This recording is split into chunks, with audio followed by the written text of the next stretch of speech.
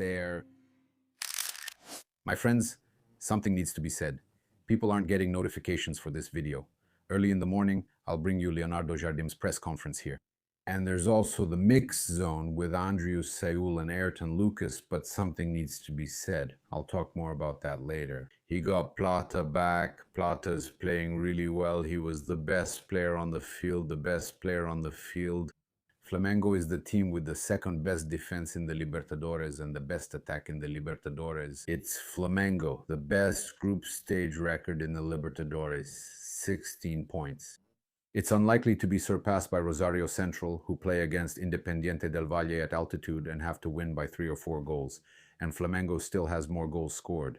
It's also unlikely to be surpassed by Rivadavia, who would have to score 5 against Bolívar. In Bolivia, but it's not at altitude, it's in Santa Cruz de la Sierra, but still it's in Bolivia. Away from home, yes, Flamengo. They managed an incredible campaign, and a lot of what Flamengo has improved in the last games.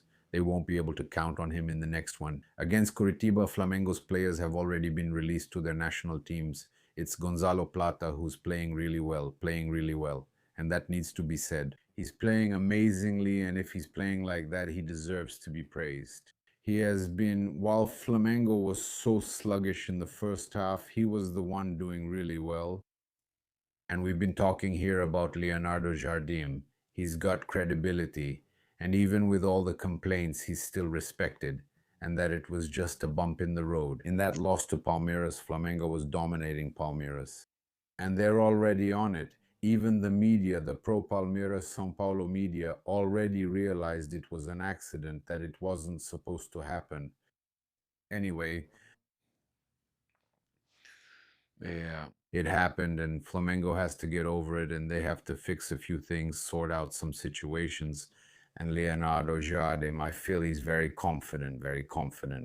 And we're going to bring the press conference, the mixed zone here, and it's important for us to bring Leonardo Jardim specifically, talking about Jorge Jesus coming. On Friday and Saturday, he will be in Flamengo's VIP box watching the Flamengo versus Curitiba match. And for sure the fans will cheer and all that.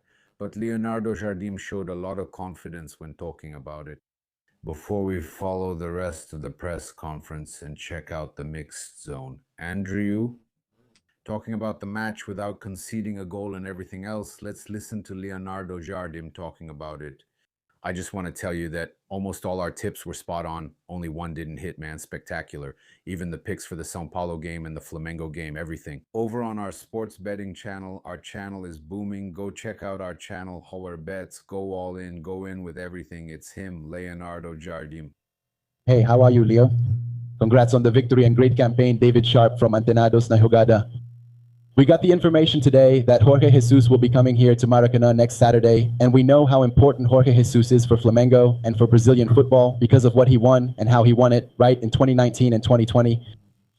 And we have these coincidences. Flamengo's best campaign now in the group stage, and in 2022, there was also a very similar campaign. I think it was identical with 5 wins and, yeah, a draw. At that time, Portuguese coach Paulo Sousa was under pressure due to relationship issues, which is different from your current situation. You seem to have a good relationship with the group, right?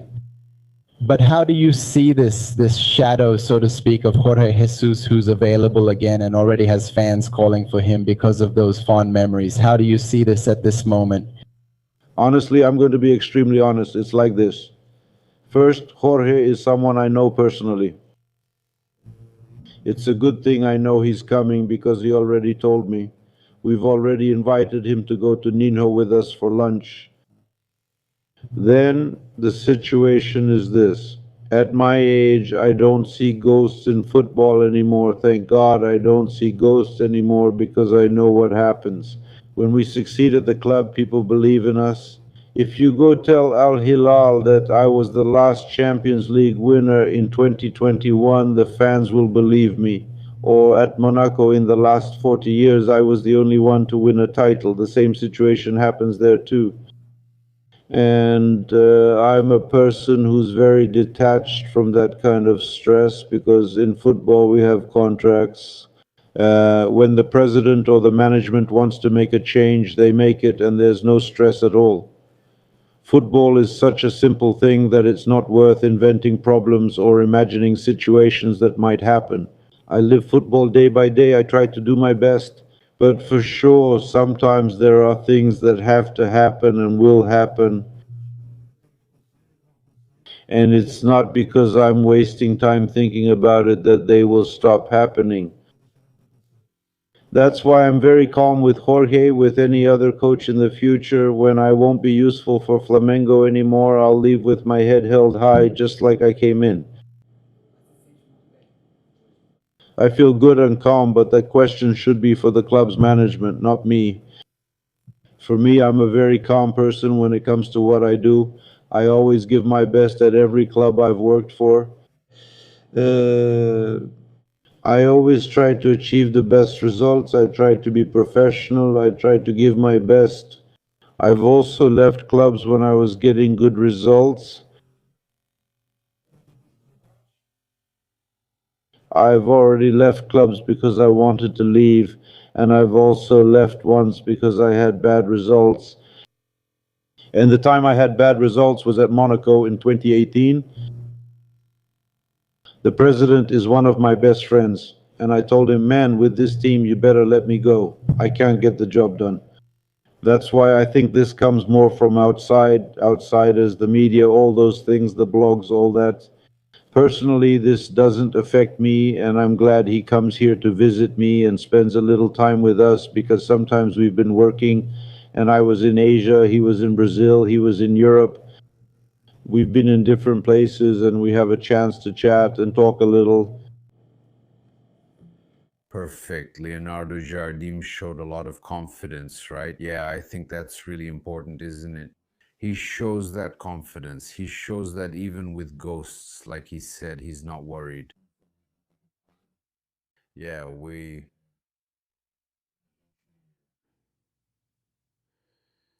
Carrascal also passed through the mixed zone, and he didn't want to talk about the recent incidents, okay? He didn't want to talk about the recent incidents, but shall we talk about something good? Arrasca joked, right?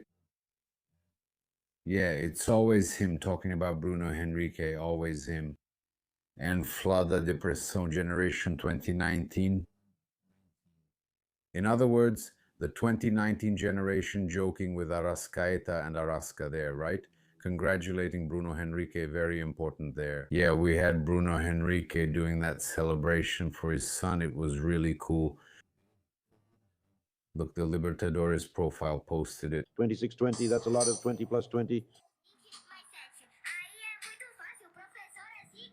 I know it works, huh? 20 plus 20. But yeah, it's really easy for us. 20. Very good, very good, very good, man. Very good. Look, really cool, man. BH is awesome. There he is in the Flamengo locker room. See that word on the wall? Look. The subject is Lorenzo. I was going to say that. It's celebrating this crowd there. Good lesson. And celebrating with that little dance there. Really happy with the second goal, man. Pô, legal. 7 more, 20 plus 20. 20 plus 27 more. Very good, BH, very good. Now, with you, Mixed Zone, and the rest of Leonardo Jardim's press conference, how was it to be back as a starter? How did you feel on the field? And best of all, You didn't concede a goal. so it was a really good feeling. Very happy and grateful to God for that. Yeah, the group always supported and helped. Rossi was there too, offering advice on positioning higher or lower. Yeah, that's it. I'm really happy for this opportunity. Now, back to work. Andrew, there are questions from the fans about Rossi, who is the starting goalkeeper. And I wanted to know how the conversation with Leonardo Jardim went for this match, with you replacing him. How did you rate your performance after that great save? So, about the fans' questions, there's not much to say. We work every day and nobody likes it, right? When mistakes happen. And one thing is certain, one thing for sure is that we are working really hard. And as for the coach, there wasn't much conversation. There were just a few pointers during the match so I could make the most of the opportunity. It's Mr. Jean Jean? No, I'm very happy. I think when a goalkeeper keeps a clean sheet, he makes a big impact in the match. I think it was a good, positive, solid performance. Man, behind the scenes, you guys are always helping each other. It's a group in the sense that whoever is there will do their best. I wanted to know from you, right? How was it? Rossi hasn't been questioned much. How is it for you guys there? Do you always help each other? How is it? No, for sure. One thing we never lack among us is support and unity. After all, above everything is Flamengo, and no one can be bigger or think about being bigger than Flamengo. So we work every day to do what's best for Flamengo, and that's what we've been doing. Thank you. Getting ready for Saturday's game. No, It, I don't know because it's exactly the tendon that was operated on, exactly where the scar is, exactly where I have the pain, and let's see how we treat it tomorrow and how I feel. But I don't think so.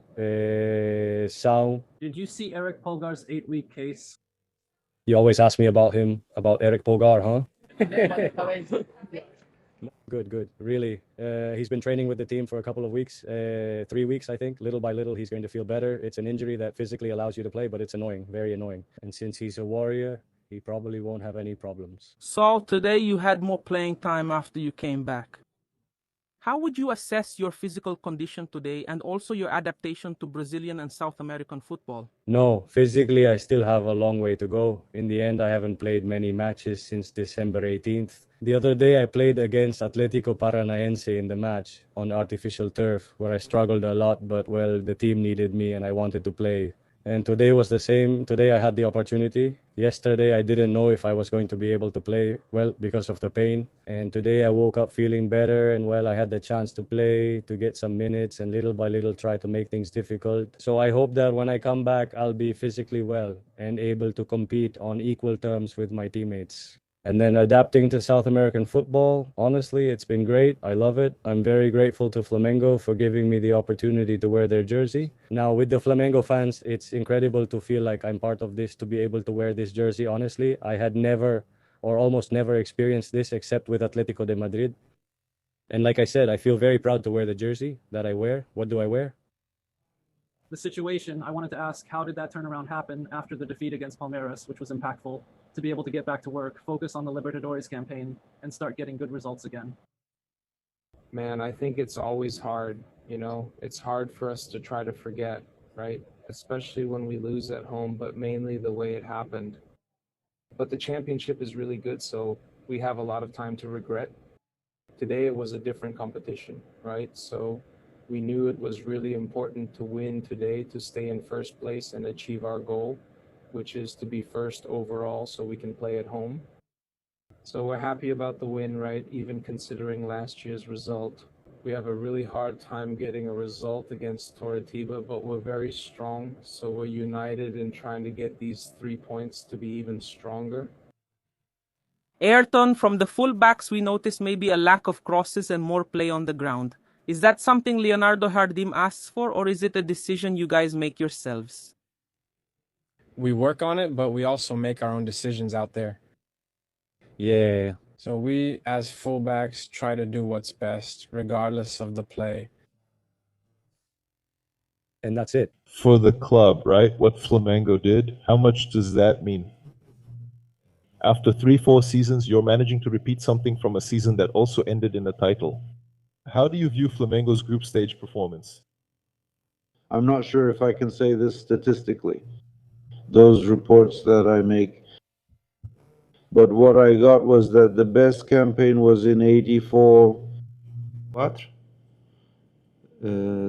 Because they won the group and were the best overall, with 2 points per game as well, right? The second best campaign was in 22. They ended up winning the group, but they weren't first overall. And if the opponents don't win by 4 or 5 tomorrow or the day after, I don't know when they're playing, we're going to have the best campaign in the group and the best campaign and first overall. So then maybe it's the best campaign in the club's history. But I'm not sure. But we were waiting for the results, and this is the information I got from the report. Jardim, good evening. Yes, Emanuele Ribeiro from GE Globo. I would like you to give an analysis of the match. To us, it seemed that in the first half, Flamengo, despite dominating and facing little risk, didn't show much sense of urgency. They were just waiting for the goal to happen at any moment. And in the second half, when you made the changes, we saw a completely different pace. Those last 15 minutes of the game, after the 28th or 30th minute of the second half, Flamengo was pressing hard and getting the result, creating the goals, right? What do you think changed from the first to the second half? Thank you. Well, first of all, I think that soccer is a game that you play depending on the opponent. We created some chances in the first half, but we weren't able to finish. For sure, we had some important players on the bench. And in the second half, with the opponent slowing down, getting more tired, and us bringing on some important players, we managed to turn things around and have a different impact on the game. In the first phase, up until the water break, we played with one striker. And after the water break, I switched to a two-striker formation. And we played, and then we had even more players inside the box, more players in finishing positions, and the opponent couldn't react anymore. They couldn't get past the midfield. That's why we ended up having control, just like we did in the first half. We had control, but this time we had a much greater presence in the box. Because then we had the fullbacks, right, who were pushing up. We had the wingers. We had the strike partnership, Pedro and BH, Paqueta coming in. And that's how it was. We created chances, but with more impact. But the first half wasn't bad. In the first half, we had control of the game. We dominated. We created some chances where we could have scored. We also took the opportunity to give some minutes to players who have played less. Because you know what's going to happen on Saturday. We only have 3 athletes, and I didn't want them to go into Saturday's game without any playing time. Jardim, how are you? Good evening. Gabriel Orphan from Papel Hauda Rubro Negro channel. Jardim, I wanted to ask about Plata. We don't have access, of course, to the GPS data, but if he wasn't the one who ran the most, he was one of the ones who ran the most today in the game. Important in attack, in defense. For me, he was even the best of the match, even with Bruno's 2 goals. Please discuss how this player has evolved under your leadership and his current importance to your team. Thank you. Plata is a player who, as you know, had a hard time adapting. Then he settled in well with the team's ideas in terms of behavior, attitude in training, and being disciplined. Unfortunately, he had a knee problem that kept him out for almost a week and a half. As I told you before the Palmeiras match, he trained on a restricted basis, still with a lot of pain in his knee. And for sure, he also gets called up to the national team. He doesn't want to play with knee pain, but even so, he sacrificed himself for the team, came on in the second half and tried to do his best. After another 3 days, he was able to recover and made himself fully available to play the match. And it's also important to recognize that besides being an intense player, he is a player who is immersed in the game with team spirit, and he tried to help. Even with the national team match or going to the national team, he didn't hesitate to give his best. He wasn't worried that he could have a problem today and not go to the national team anymore. No, he gave his best, and that's fundamental for me, and it's a change in attitude that makes me extremely satisfied. Good evening, Jardim. Bruno Castagna, Ana, analyzing the black outfit. It's working. This is analyzing the black outfit and arena flop. Yeah, even looking at the first half situation, even the substitutions. As already mentioned, today Flamengo is making a lot of technical mistakes with passing, ball control. I wanted you to tell us why, in your opinion, this happened so much today. And even in that sense, do you think Flamengo needs to strengthen the squad to improve some specific positions? You don't need to say which ones, but some positions. It's clear that Flamengo needs to take a step up in quality to become even stronger for the second half of the season. Thank you. For sure, Flamengo is a team that always looks to expand and improve its squad in every transfer window, right?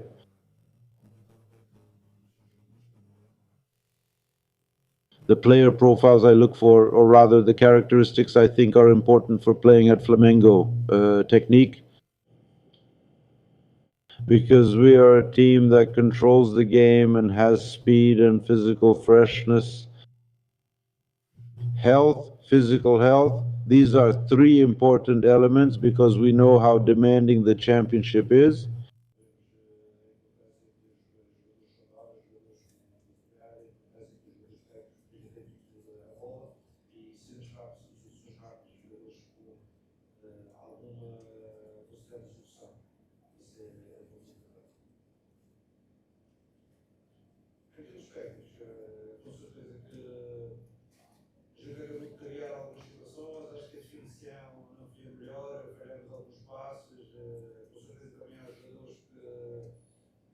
There's the color of a king, king of greatness.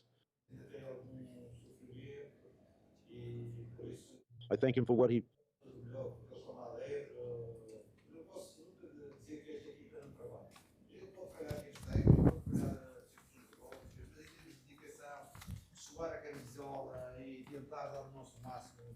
durante os 90 minutos e não posso dizer nada a esta malta, porque esta malta, todos os jogos, foi este, foi o anterior, foi o outro, dão sempre o seu máximo em prol. Yeah, a club. But for sure, sometimes they want to do well, the shot is off, even the pass, they wait a little longer, they mistime the pass. Sometimes they need to take 2 touches, but play it first time. It's the little details that for sure, with more space in the second half, we were much better. Jardim here. Good evening, Sidão Marinho from Litoral News. Already looking ahead to Saturday's game, you should have at least 10 players unavailable. I believe it's a very complicated task for the coach. Even though Flamengo's squad is very strong, what are you expecting from this game against Coritiba? Because for the opposing team, it's a direct clash. If they win, yes, they get close to Flamengo in the standings. And Flamengo needs to go after this, needs to fight for the lead against Palmeiras. What can we expect based on what we saw today? Given the players who will be on the field, is it possible to minimize these mistakes, which were even mentioned in the previous question for Saturday's game? Thank you. No, regarding the next game on Saturday, Coritiba is a team that has performed well at the start of this championship. That's why they're at the top of the league. It's a very well-coached team, but at home, regardless of who plays, we have to be the better team. We'll definitely check carefully which players are available not just on paper, but also physically fit, so that we can start with the best lineup and still have 2 or 3 options. Thank you, sit down, thank you, and still have 2 or 3 options on the bench to come in. Let's also make use of the youth academy. We already have 5 players, that is from the under-20s, who will start training with us tomorrow, so we can bring them in for the match. In case we need some solutions, if we need some options that due to the national teams and because of Jorginho's injury, we don't have. Good evening, Jardim. Jardim, you're going to have a very rare opportunity in Brazilian football in the middle of the season, a whole month to train the team. I wanted to know, like, seeing the way Flamengo is playing, what do you intend to change with this month of training? And how much will it affect you? The 9 players who were called up and won't be here for this. In these training sessions, thank you. Well, regarding the time we will have during this break in the championship, it's a non-issue. If I were the coach of Curitiba, this time would definitely be advantageous because I would have the players there. And right now we maybe have half of the squad. The other players, who are the national team players, who are important for us, won't be with us. And then I don't know in what condition we'll get them back, right? And when will we get them back? These 2 variables are important, in what condition and when. Because I don't know, time off is a good thing, but I don't know how far they'll go in the championships. All of this, we still can't make any predictions about the future because we don't know. What we know is who will stay here. And what if Santa Claus brings me a few more players in June? We take the opportunity to have a few more to work with during this period, which is important, mainly to continue developing some ideas and to not lose the competitive rhythm. Take advantage and play some training matches and take a look at the youth academy, which I haven't given enough attention to. I haven't had time, right? because, you know, I like to take a close look at the youth academy, and I haven't had that opportunity because of playing every 3 days and the kids also playing in between. We didn't have time to train with them.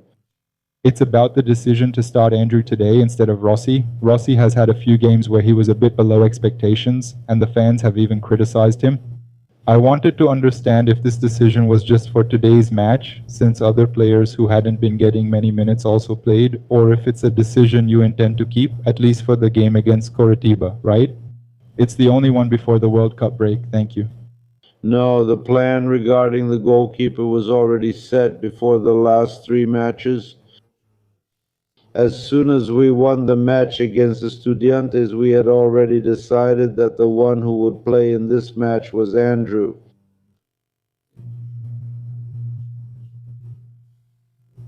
Regarding the changes, I ended up not making many changes.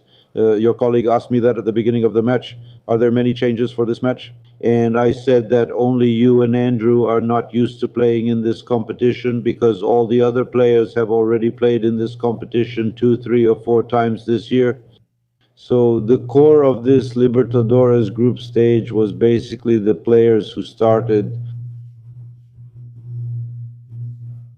and for sure with 2 or 3 more of those who were on the bench. Jardim, good evening. Marcos Gabriel from Radio Brazil, Italy.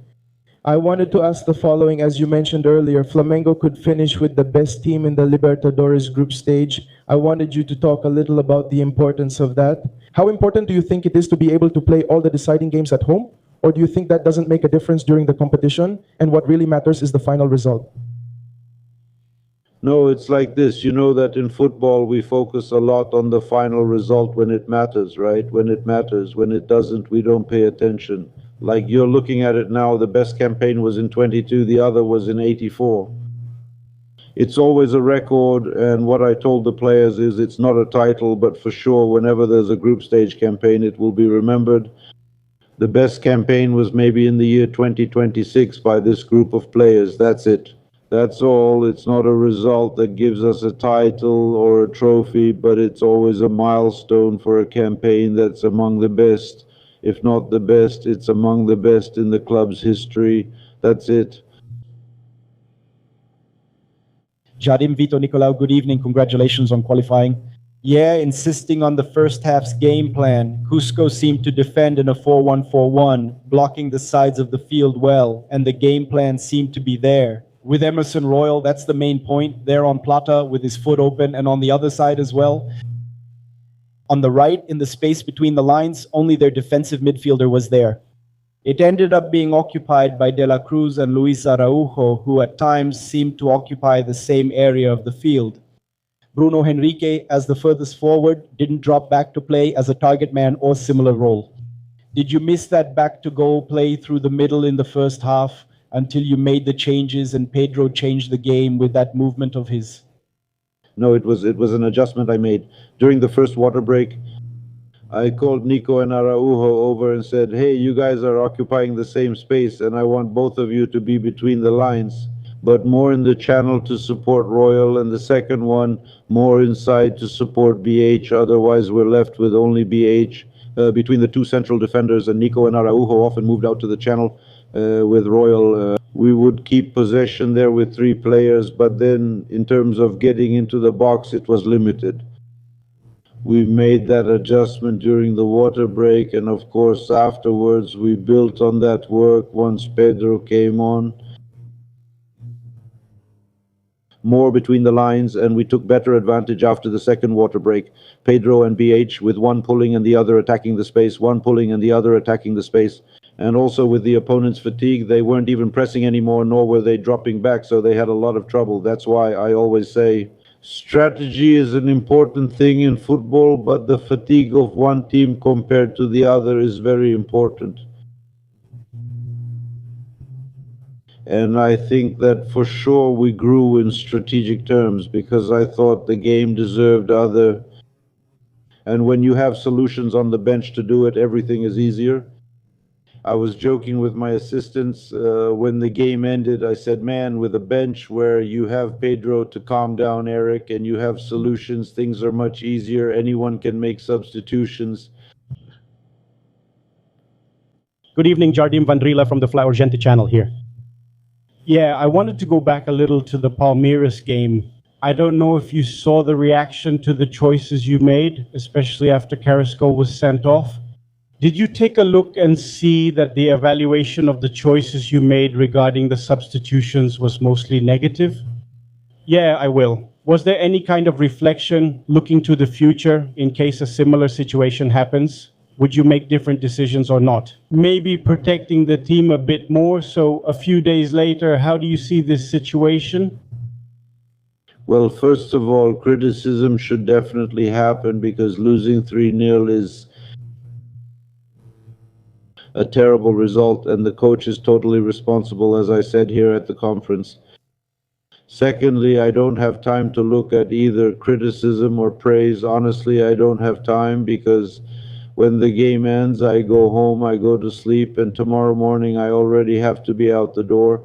I have to plan, check what's available and what isn't, keep track of things, analyze the opponent and more. I don't have time. Sometimes I don't even have time to be at home, let alone to be looking at news and social media. Honestly, I don't have time. I really don't have time. And I also think it's important that the information I get, I take it in and I try to make sure my staff is also critical about what we do because we don't usually get everything right. And we have to be critical even in our day-to-day work in what we do. But thank God I don't have that habit of letting that happen. The outside world come into my home. Here I have a friend who tells a very similar story which goes like this. It can't be my neighbor telling me what my wife is like. If I'm with my wife daily, my neighbor can't tell me what she's like or what my son is like. If I'm at home with them, I'm the one who should know what my family is like, not the neighbor. Sometimes in soccer, we give importance to outsiders talking about what's going on in our house, and they don't really know what's going on. That's why I have a lot of respect, because soccer is a sport of passions. It moves mountains. But when it comes to praise or criticism, I try to stay out of it. I know that when we win, we'll be praised, and when we lose, we'll be criticized. There's no point in thinking otherwise. This happens in Brazil with a lot of intensity, just like it happens in Asia, in Europe, in Portugal. It happens everywhere. It's the same. Okay? All right. Thank you all.